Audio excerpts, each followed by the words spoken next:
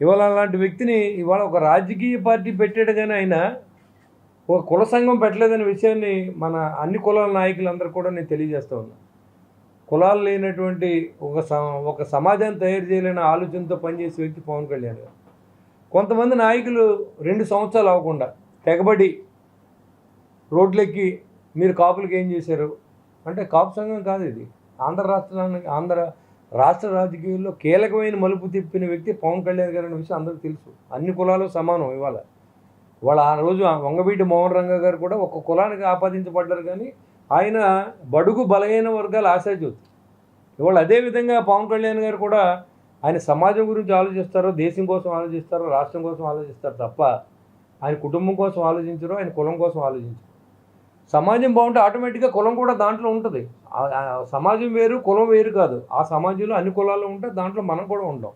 అందరికీ మంచి చేయాలన్నప్పుడు ఆ కులాలతో పాటు కాపు కులానికి కూడా మంచి జరుగుతుందనే విషయాన్ని గుర్తుపెట్టుకోవాలి ముందు.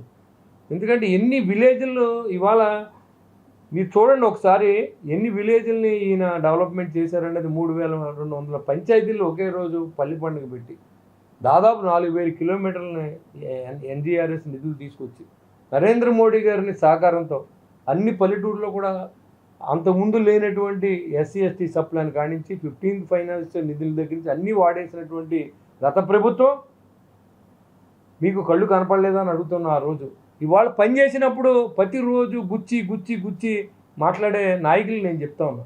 ఇవాళ దాసరాము గారు జనసేన పార్టీకి ఆయన సహకరించారు. థ్యాంక్ యూ సార్ దాసరాము గారు.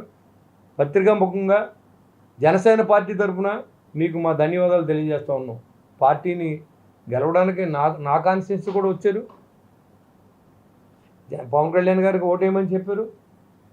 తప్పకుండా ప్రజలంతా నమ్మారు, మనల్ని ఓట్లు వేశారు.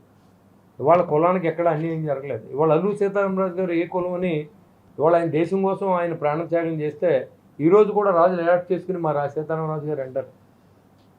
సుభాష్ చంద్ర బోస్ గారు ఏ కులం అని మీరు మన కోసం పోరాడారు. ఇవాళ పవన్ కళ్యాణ్ గారి ఆలోచన కూడా ఆ రేంజ్లో ఉంటుంది. ఎంతసేపు రాష్ట్రం బాగుండాలి, మనకు 100 సీట్లు కాదు కావాల్సింది, రాష్ట్ర ప్రజల శ్రేయస్సు మంచిదనే ఉద్దేశంతో ఎక్కడ కూడా ఎన్ని బేసేజాలు జరుగుతాయంటే, నేను ఒక ఎమ్మెల్యేగా చెప్తున్నా, చాలా స్ట్రగుల్ పడుతూ ఉంటాం. మేము ఎగ్జిస్టింగ్ చేయాలంటే, ఒక కూటమి పార్టీ నడపాలంటే చాలా స్ట్రగుల్ పడుతూ ఉంటాం. నిజాయితీగా పనిచేయాలంటే చాలా స్ట్రగుల్ పడుతూ ఉంటాం, ఆస్తులు అమ్ముతూ ఉంటాం.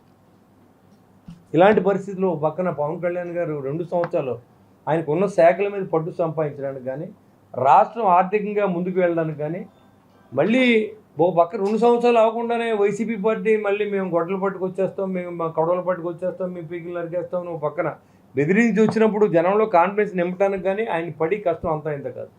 ఈ లోపల ఆయన మీద మాటలు, ఆయన భార్యకి ఆయన గుండు చేయించుకుంటే పేరు నాని గారు ఇక్కడ మీటింగ్ పెడతాడు.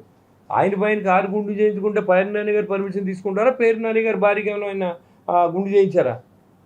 ప్రతి విషయానికి ఓ పక్కన అంబటి రాంబాబు గారు మాట్లాడతారు. ఏ కులం నాయకులతో ఆ కులాన్ని తిట్టించడం స్ట్రాటజీ వైసీపీ పార్టీది. మరి రాము గారు ఎలా ట్రాప్లో పడ్డారో నాకు తెలియదు, కానీ 2 సంవత్సరాల కాలం అవ్వకుండా ఆయన వెంటనే కాపు కులానికి ఏం చేయట్లేదు అన్నారు. మీరు ఇదివరకు చాలా స్టేట్మెంట్లు ఇచ్చారు రాము గారు. నేను కూడా మనం కూడా కలిసి తిరిగాం. ఒక కాపు సంఘం, ఆల్ ఇండియా కాపు సంఘం అని పెట్టి మీరే అధ్యక్షులుగా ఉండి మిమ్మల్ని తప్పకుండా గౌరవిస్తాం. దాంట్లో ఎలాంటి మీరు గౌరవించలేదని మేము గౌరవించబడతాం మాత్రం సమస్య లేదు. ఎందుకంటే నేను ప్రజలు ఎక్కడ తప్పుదారి పడతారో నేను తెలియజేస్తా ఉన్నా. మాకు రెడ్లకి గొడవ లేదు అని మీరు చెప్పారు మొన్న, సంతోషం. మీకు రెడ్లకి గొడవ ఉందని మేము చెప్పలేదే. ఆ రోజు రెడ్లే రంగా గారిని చంపించారు అని చెప్పి మీరు ఇచ్చిన నిన్న ఎవరు అమిశెట్టి వాసు గారు ఎవరు, దాన్ని ఇంకా అత్తమాను మనం రోల్ చేయలేం. అది మీరే అన్నారు ఆ రోజు స్టేట్మెంట్. ఈరోజు కమ్మారితో మనం ఎవరొకరితో చేయాలి కదా. ఇప్పుడు కూటమి అనేది లేకుండా ఎక్కడ జరగట్లేదు. భారతదేశం కూటమి మీద నడుస్తుంది ఇవాళ కదా. అలాంటప్పుడు మీరు మాకు వెంటనే ఆయన ఒక రాజకీయ నాయకుడు, ఒక పార్టీ నాయకుడు, ఒక కుల నాయకులతో మాట్లాడలేదు. ఎందుకంటే రాజకీయ నాయకుడు అంటే అన్ని కులాలని సమర్థించుకోవాల్సిన అవసరం ఉంది, రాజ్యాంగబద్ధంగా మాట్లాడవలసిన అవసరం ఉంది. అంతేగాని పవన్ కళ్యాణ్ గారు రోడ్డెక్కి కాపు సోదరులలో రండి మీకే అన్నీ చేసేస్తానంటే ఉన్న కులాలలో చెప్పుతో కొడతారు. ఇవాళ మీరందరూ పెత్తనాలు చేశారు, ముద్రగడ పద్మనాభం గారు చేశారు. ఆయన పవన్ కళ్యాణ్ గారు కాపు కులస్తులే కదా, ఆయన నెగ్గితే నేను రెడ్డిగా మారిపోతాను. ఏ రెడ్డి అయినా కులం మారిపోయారా? ఇవాళ జగన్మోహన్ రెడ్డి గారు ఓడిపోతేనో లేకపోతే గెలిస్తేనో వాళ్ళు మారిపోయారా కులం? ఎవరైనా అలా ఛాలెంజ్ చేశారా? కమ్మ కులస్తులు ఎవరైనా చేశారా? లేకపోతే ఇతర కులస్తులు ఎవరైనా చేశారా? చేయలేదు కదా. మీరేంటి అప్పుడే రెచ్చిపోయి మాకు 2 సంవత్సరాలు అయిపోయింది. 2 సంవత్సరాలు అయిపోతే రాష్ట్రంలో నిధులయ్యి ఏ కార్పొరేషన్ డబ్బులు ఇచ్చారు? దయించి వైసీపీ చేసేటువంటి ట్రాప్లోకి దయించి మీరు ఎవరు వెళ్ళొద్దని కాపు సోదరులను కోరుతూ ఉన్నాయి. ఇవాళ వంగవీటి మోహన్ రంగా గారి తర్వాత అందరిని కులాలని కలుపు కట్టిన ఏకైక వ్యక్తి పవన్ కళ్యాణ్ గారిని చెప్పడం ఏమాత్రం సందేహం లేదు. సరే మా కులం అంటారు మీరంతా నాయకులంతా. వాళ్ళు మీ కులంలో పుట్టినోడి ఇంటికి 3 సార్లు ప్రధానమంత్రి చేసిన నరేంద్ర మోడీ గారు వచ్చారు. అది మీరు గొప్పగా ఎందుకు చెప్పుకోవట్లేదు? నిరంతరం ఆయన్ని ఎక్కడో తెలంగాణ వాళ్ళు ప్రెస్ మీట్ పెట్టి ఆంధ్ర కుక్కలారా పోండరంటే నిన్నేమో అమ్మటి రాంబాబు ప్రెస్ మీట్ పెట్టి ఎక్కడికి వచ్చి వాళ్ళు మెచ్చుకుంటున్నాడు. ఓ పక్కన మన ఆంధ్ర కుక్కలని తిడతా ఉంటే ఓ పక్కన మీరు మెచ్చుకుంటున్నారు. మీకు ఎంత గౌరవం ఉందో ఈ రాష్ట్రం మీద, తెలుగు ప్రజల మీద నేను అడుగుతా ఉన్నా. ఏదన్నా ఆంధ్ర తెలంగాణ అనేది సోదరభావంగా కలిసి ఉండవలసిన అవసరం ఉంది తప్ప ఎక్కడ కూడా మన విద్వేషాలు ఎక్కడ విద్వేషం జరుగుతుంది, ఎక్కడ ఏం జరుగుతుంది? అసలు నాగేశ్వరరావు గారు ఎక్కడ కూడా నాగేశ్వరరావు గారిని ఎక్కడ కూడా పవన్ కళ్యాణ్ విమర్శించలేదు ఎప్పుడు కూడా. ఈరోజు ఆయన ఎంత పెద్ద మాట మాట్లాడాడు?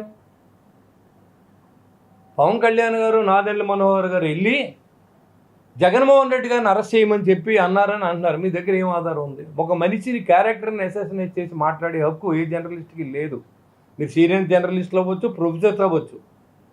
అది మేమేం అనలేదు కదా. అక్కడ కూడా ఎవరికో బాధ కలుగుతుంది. కుర్రోళ్ళు ఏదో కొంతమంది కంప్లైంట్ ఇచ్చిండు, ఎవరిని అరెస్ట్ చేస్తామని కూడా చెప్పలేదు. ఆయన వదిలేయమని చెప్పారు. మొన్న మీటింగ్లో కూడా మేము 10 మంది మీటింగ్లో ఉన్నప్పుడు అవన్నీ వదిలేండి, నాగేశ్వరరావు అందరినీ మాట్లాడతారు, మనం కూడా దాని గురించి పట్టించుకోవద్దని చెప్పిన మాట వాస్తవం. దానికి నువ్వు తెలంగాణకు రా అంటే భారతదేశానికి ఏమైనా పాస్పోర్ట్లు పెట్టండి, లేకపోతే ఏ స్టేట్కి స్టేటు వీసాలు పెట్టేస్తే ఆంధ్ర నుంచి తెలంగాణ వెళ్ళినా, తెలంగాణ నుంచి ఇక్కడ రావాలన్నా వీసా తీసుకుని వెళ్తాం మేము. అది కూడా మీకు కలిసి వస్తుంది.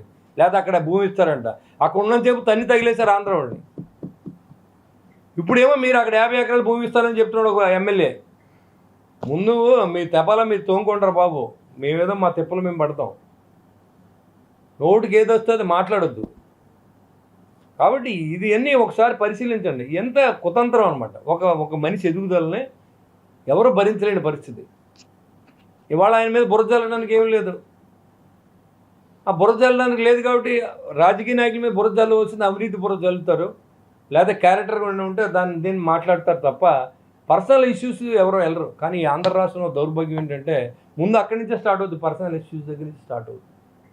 మేము ఎప్పుడు ఈ రోజు వరకు భారతి గారిని కానీ లేకపోతే విజయమ్మ గారిని కానీ మేము ఎవరైనా ఏ ఆడపిల్లని ఇంతవరకు మాట్లాడలేదు. జనసేన పార్టీ తరఫున ఆయన కూడా మాకు అందరికి వార్నింగ్ ఇచ్చారు, ఎవరిని చేయొద్దని చెప్పి. మీరు ఆ కులస్తులను తీసుకొచ్చి పవన్ కళ్యాణ్ ఇంట్లో వాళ్ళు తిట్టిస్తారు, లేకపోతే ఆయన తిడతారు. ఏం తప్పు చేశారని మీరు ఒకసారి ఆలోచించండి. ఇవాళ మీరు ఏదైతే కాపు లీడర్లు మాట్లాడుతున్నారో ఇవాళ కాపుల్లో మహోన్నత వ్యక్తిగా గుర్తించబడ్డాడని నేను చెప్తా ఉన్నాను. ఎందుకంటే ఇవాళ ఒక భారతదేశ ప్రధాని ఆయన ఒంట్లో బాగోలేదంటే హైదరాబాద్ పర్యటనకు వచ్చినప్పుడు ఆయన ఇంటికి వెళ్ళాడంటే అది కులస్తులకి గొప్పగా మీరు ఎందుకు చెప్పుకుంటలేదని అడుగుతూ ఉన్నా. మీరు ఎందుకు చెప్పుకుంటలేదు? కాపుకోలం చొక్కాలు చింపుకుని పేరు నాని కానీ అంబటి రాంబాబు కానీ ఈ దాసరాము గారు కానీ మీరు ఎందుకు చెప్తలేదు? మీ నాయకుడు ఒకటి మంచి పని చేశాడు.